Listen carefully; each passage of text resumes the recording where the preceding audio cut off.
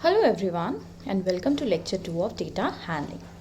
Earlier in this chapter I have told you how to draw frequency distribution table out of given data.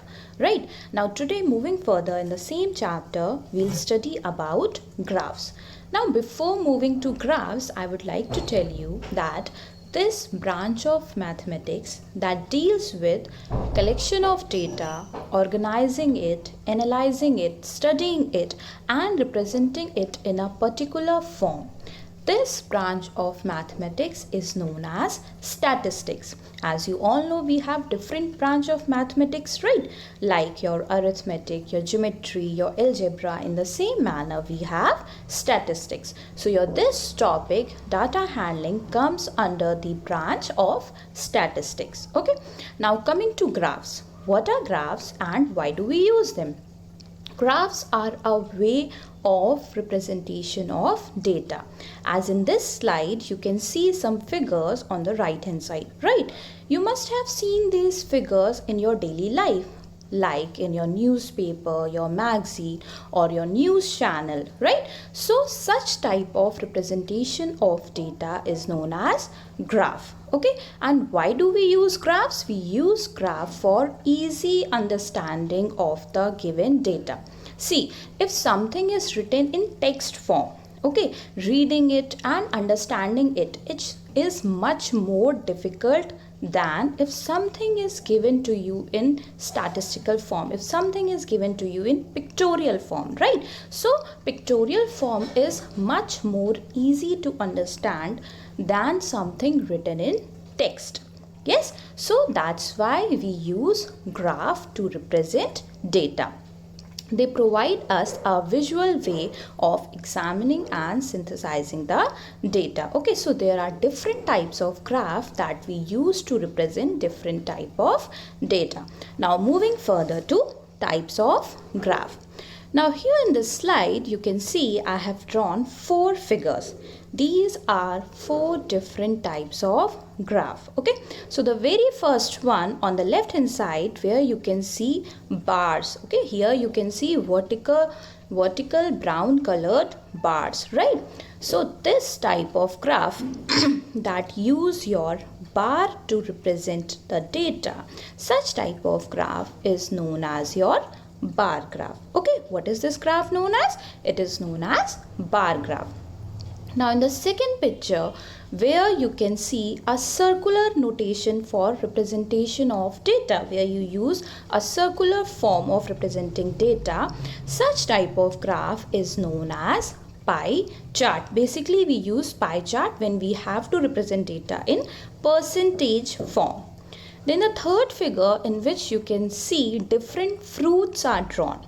Such type of graph that use pictures, this type of graph is known as pictograph. Okay, and the last graph that you can see here in which only lines are drawn, such type of graph is known as your line graph. Okay, so the very first graph, bar graph, is used for comparison of data to represent different type of data. Okay, your pictograph represent pictures, your pie chart represents your information in percentage form, and your line graph is basically used to measure your temperature, to represent your temperature. If I ask you to represent the temperature of coming week, okay, so for that we use line graph. Clear?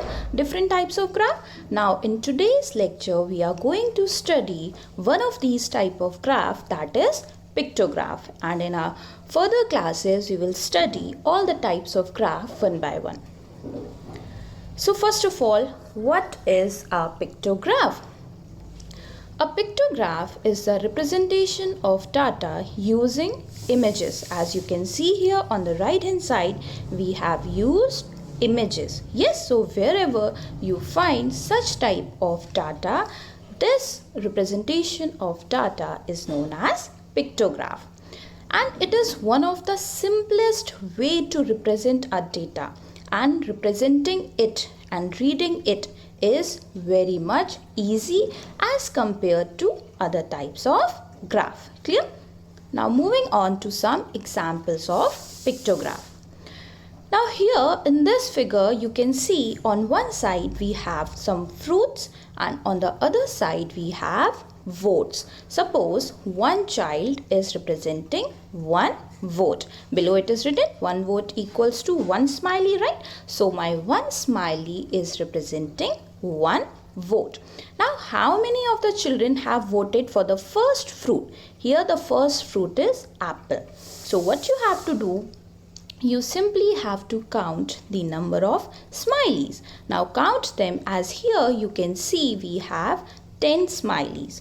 So that means the fruit apple has got 10 votes. Okay, so that means 10 children like apple. Then the second fruit that we have here is pear. Now how many votes does pear have got? Just count the number of smileys. 1, 2, 3, 4, 5, 6, 7. There are 7 smileys. So pear has got 7 votes. In the same manner, our third fruit, that is grapes. Grapes has got 2 votes, and our last fruit, that is banana. How many votes does banana has got? It has 6 smileys, that means 6 votes. So in this way you can read data out of a pictograph. As you can see here with the representation of pictograph, it has become much more interesting also and easier also, right? Now moving on to our next slide. Suppose here this graph shows the number of apples sold in 4 different months of a year. Okay, here we have the months January, February, March and April. And in front of that, apples are drawn, right? So this graph shows the selling of apple in these 4 months.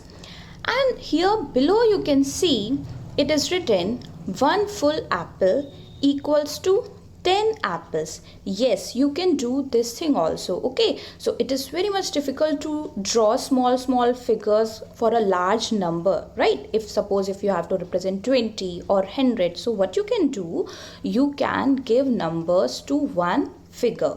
Okay, so here 1 apple denotes 10 apple and half apple denotes 5 apples. Okay, so wherever 1 apple is drawn, you will count it as 10, and wherever half apple is drawn, you will count it as 5. So after reading this pictograph, you can easily solve the question based on it. So first of all, what you have to do, you will count the number of apples for all the months.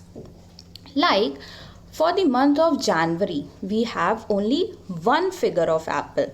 So that means the number of apples sold in January are 10. Okay, that means 10 apples are sold in January.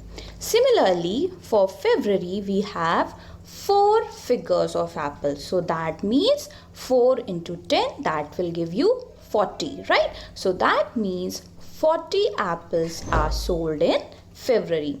Similarly, for March, here you can see we have 2 full apples and 1 half apple. So 2 full apple means 20 and 1 half means 5. So total becomes 25. Okay, and last month, for the last month April, we have 2 full apples drawn.